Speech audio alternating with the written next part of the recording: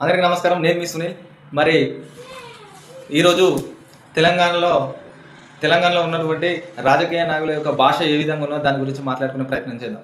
So మన తెలంగాణ రాష్ట్రంలో మరి ఇప్పుడు చూస్తున్నటువంటి మనం పేపర్ స్టేట్మెంట్లో కానీ అదేవిధంగా సోషల్ మీడియాలో కానీ ఇప్పుడు ప్రత్యేకంగా కౌశిక్ రెడ్డి గారు, జీవన్ రెడ్డి గారు మరి బీఆర్ఎస్ తరఫున వాళ్ళిద్దరూ ఒక చెడు లాంగ్వేజ్గా మాట్లాడడం జరుగుతూ ఉన్నది ఈరోజు. ఎందుకంటే అధికారులను బెదిరించేటువంటి పరిస్థితి రోజు ఉన్నది.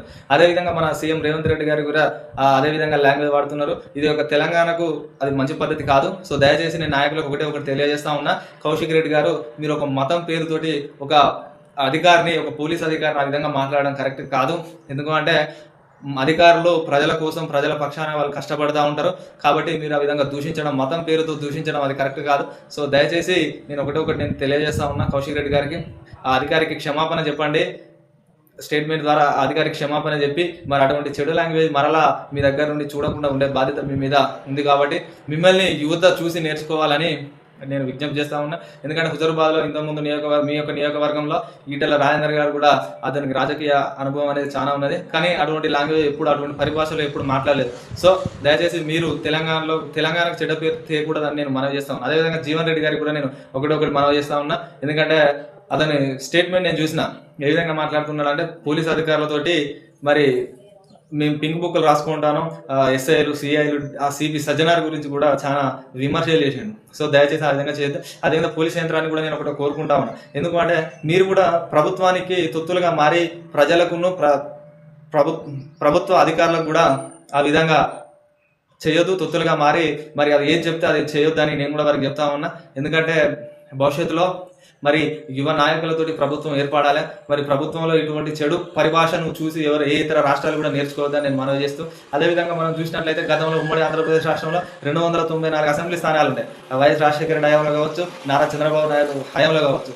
కానీ ఎప్పుడు కూడా అటువంటి చెడు లాంగ్వేజ్ అనేది ఎప్పుడు మనం చూడలేదు, వినలేదు.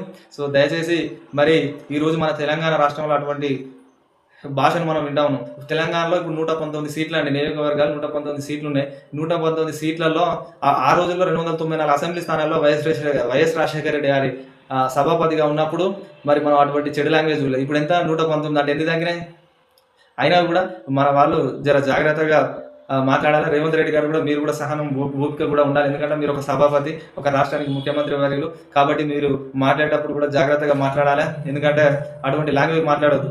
ఏది కళ్ళు తీసి గోడీలు ఆడుకుంటా, నీ పేగులు తీసి మెడలు వేసుకుంటా, సో ఇటువంటి లాంగ్వేజ్, లాగులలో తొండలు జోరిస్తా, ఇటువంటి లాంగ్వేజ్ అనేది మంచిది కాదు. సో నేను దయచేసి ప్రజానాయకులకు నేను వేడుకుంటా ఉన్నా, ఇటువంటి లాంగ్వేజ్ ద్వారా మన ప్రభుత్వానికి ఇతర రాష్ట్రం కానీ వేరే దేశాల్లో కానీ పెట్టుబడులు పెట్టడానికి ఇష్టపడరని కూడా నేను సవినయంగా మీకు మనవి చేస్తా ఉన్నా. సో దయచేసి అటువంటి లాంగ్వేజ్ బీఆర్ఎస్ కానీ బీజేపీలో కానీ, బీజేపీలను అయితే మరి ఘోరంగా మన బండి సంజయ్ గారు మన తెలంగాణ రాష్ట్రంలో మొట్టమొదటిసారిగా అతనికి బహుమతి కూడా ఇవ్వచ్చు.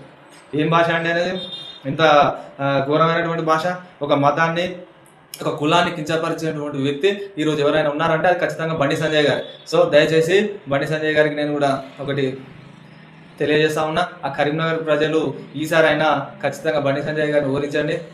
ఎందుకంటే కరీంనగర్ జిల్లా అనేది ఒక తెలంగాణ ఉద్యమాల గడ్డ అని కూడా చెప్పుకోవచ్చు. సో మరి ఏ విధంగా మీరు అతను ఒక ఎంపీగా చూస్ చేసుకున్నాడో నాకైతే అర్థం కావట్లేదు. తెలంగాణ ప్రజలు బండి సంజయ్ని చూసి చాలా సిగ్గుపడతా ఉన్నారు, నవ్వుతున్నారు, అసహించుకుంటున్నారు. ఎందుకంటే ఒక తెలుగు కరెక్ట్ ఒక అనర్గళంగా మాట్లాడలేడు, ఒక ఇంగ్లీష్ మాట్లాడాడు, ఒక హిందీ మాట్లాడలేడు.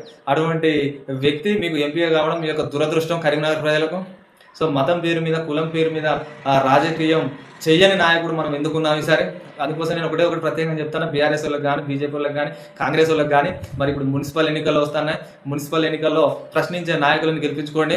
ఖచ్చితంగా తెలంగాణ రాష్ట్ర వ్యాప్తంగా ఎప్పుడైతే ప్రశ్న మొదలవుతుందో ఆ ప్రశ్న నుండి సమాధానం వెతుకుంటూ వస్తుంది. కాబట్టి ప్రశ్నించే నాయకులను మీరు ఖచ్చితంగా వెన్నుకుంటేనే మీ యొక్క జిల్లాలు కానీ, మీ యొక్క నియోజకవర్గాలు కానీ మీ యొక్క అభివృద్ధి పదంలో నడుస్తాయి తప్ప మరి మీరు వేరే నాయకులను ఎన్నుకుంటే మాత్రం అది అసమర్థ పాలన కింద అయిపోతుంది. కాబట్టి మీకు కూడా తెలుసు ఎవరు వస్తే డెవలప్మెంట్ అవుతుందో మీ అందరికీ తెలిసినప్పటికీ కూడా కొన్ని సందర్భాల్లో కొన్ని రాంగ్ స్టెప్ తీసుకోవడం జరుగుతుంది. అటువంటి రాంగ్ స్టెప్ తీసుకోకుండా మంచి నాయకుడిని ఎన్నుకుంటే అభివృద్ధి పదంలోకి దూసుకుపోతుందని కూడా నేను మనవి చేస్తా ఉన్నా.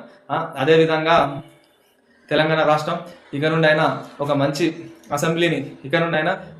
అసెంబ్లీగా ఇటువంటి పరిభాష మాట్లాడకుండా మంచి ఒక లాంగ్వేజ్గా, ఒక పార్టీని ఒక పార్టీగా, ఒక మనిషిని ఒక మనిషిగా సమాజంలో గౌరవించుకుంటూ ముందుకు పోవాలని మనవి చేసుకుంటూ ఈ యొక్క వీడియో చూస్తున్న ప్రతి ఒక్కరికి నా యొక్క హృదయపూర్వక కృతజ్ఞత తెలియజేస్తా ఉన్నా.